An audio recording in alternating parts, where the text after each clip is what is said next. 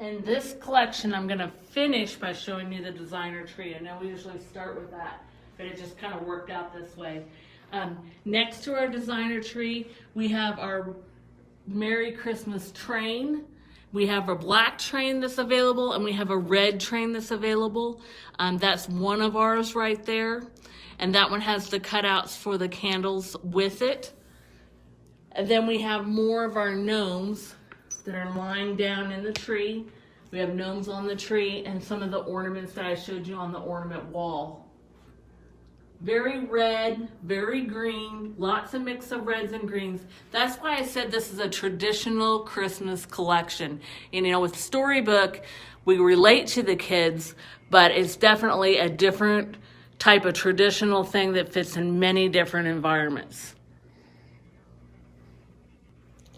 And now we're going to move one more time, Janet. You ready?